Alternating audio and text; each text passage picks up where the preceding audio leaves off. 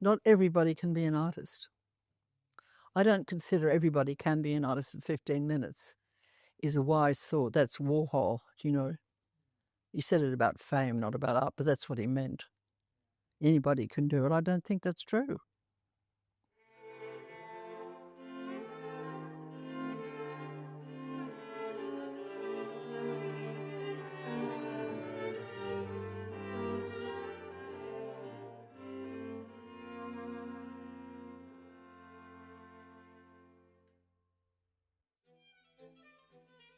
I should not be allowed out to go shopping because I've got about 700 pairs of black trousers, interesting ones like that, all different shapes and sizes. I can't tell one from the other. They're all so squashed into cupboards. I should be culling like crazy before I ever shop again.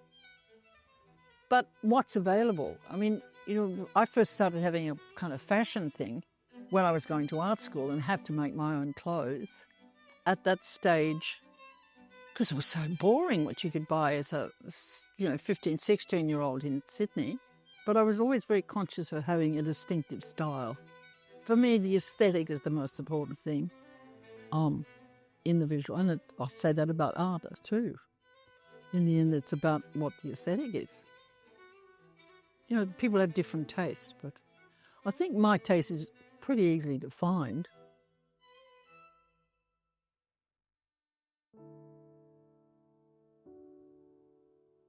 Do you have an idea of what you want to represent with that brochure back? Well, if it's going to be Brett Whiteley 70 to 79, it's going to be the works made during that period, which is quite different from 70 to 79 will be Australian works, where before that was all mostly London and New York and Mallorca when we were living abroad. So 70 to 79 is when we came back. And Brett started painting the harbour works in this house. So, you know, it's like a coming home exhibition. There's not much point putting on exhibitions if people don't come to it. You know, that's the dearth of any kind of artist. You know, have a show, great, amazing. Nobody comes and nobody buys anything. Well, the studio doesn't have to worry about sales. But when you're in a commercial gallery and it's showed, I mean, of course, that's what you're doing it for.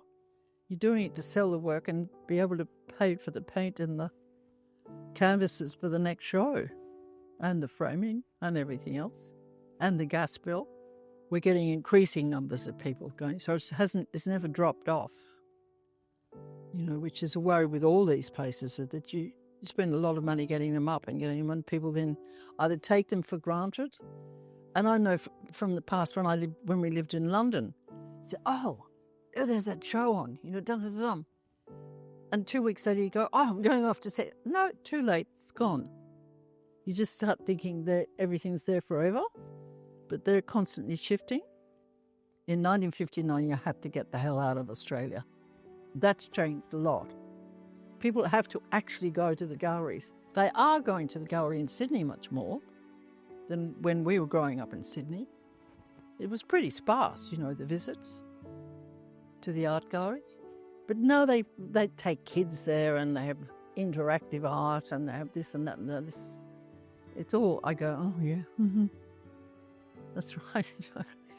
I'm not really interested in macrame knitting art at all.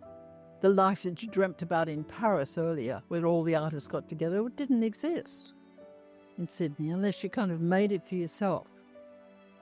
When we came back in 1970, 69, 70, Sydney had drastically changed too. When we found this house and decided to stay here because of this house, or because of this house being on that bay. That's why we'd stayed. Otherwise we would have gone back to Europe probably. I really admire other people who have a strong sense of themselves. You know, in the way they dress and stuff. I think it's important. It's important. It's interesting. I don't know how important it is, but it's interesting.